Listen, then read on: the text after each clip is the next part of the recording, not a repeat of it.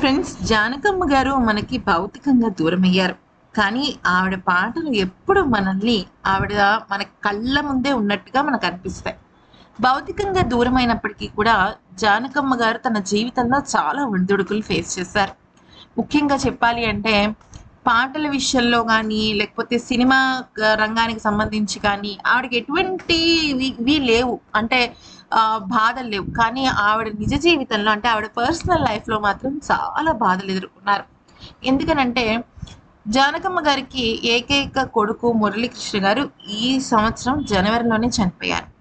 అంటే ఒకే ఏడాది వాళ్ళ కుటుంబానికి అటు తండ్రి అటు కొడుకు, ఇటు తల్లి దూరం అవ్వటం చాలా బాధ విషయం. అయితే ముఖ్యంగా చెప్పాలి అంటే జానకమ్మ గారి భర్త చనిపోయినప్పటి నుంచి కూడా కొడుకే తనని దగ్గరుండి చూస్తున్నారు. అయితే జానకమ్మ గారి కొడుకు ఒక సూపర్ హీరో, అది కూడా తెలుగులోనే.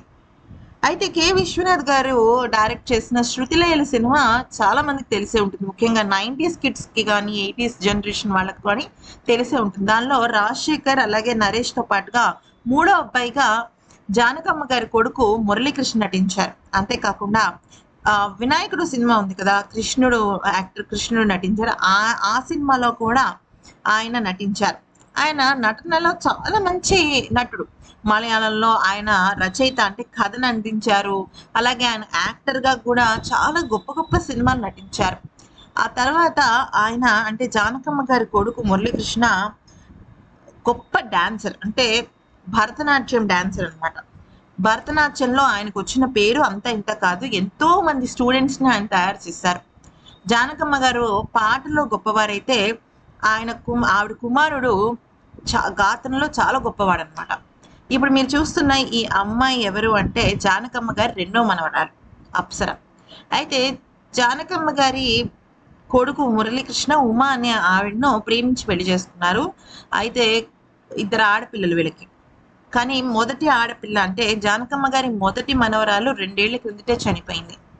ఇక మిగిలింది ఎవరయ్యా అంటే జానకమ్మ గారి కోడలు ఉమా గారు, రెండవ మనవరాలు అప్సర.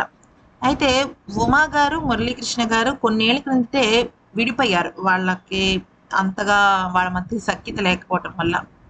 కానీ ఇక అప్పటి నుంచి జానకమ్మ గారి లైఫ్‌లో మాత్రం ఈ పర్సనల్ విషయాల్లో చాలా ఒడిదుడుకులు ఎదురయ్యాయి. భర్త చనిపోవటము, కొడుకు చనిపోవటము, పెద్ద మనవరాలు చనిపోవటము, ఇలాగా ఆవిడ తేరుకోలేకపోయారన్నమాట ఆ కష్టాల నుంచి కూడా. కానీ ఇక ఆ తర్వాత ఆవిడ మానసికంగా కృంగిపోయారు. బయటికి చెప్పుకునేవారు కాదు గానీ మానసికంగా కృంగిపోయేవారు.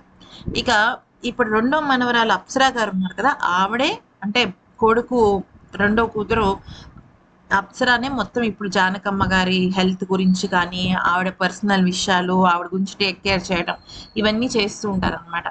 సో, చాలా మందికి తెలీదు జానకమ్మ గారి కొడుకు ఒక హీరో అని చెప్పేసి. హీరోనే కాదండి, భరతనాట్యం డాన్సర్, ఒక రచయిత. మలయాళంలో ఎన్నో సినిమాలకి ఆయన కథ అందించారు.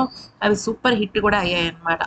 సో, ఈ వీడియో నచ్చితే లైక్ చేసి సబ్స్క్రైబ్ చేసుకోండి. ఆవిడ ఆత్మకు శాంతి చేకూరాలని మనస్ఫూర్తిగా కోరుకుందాం.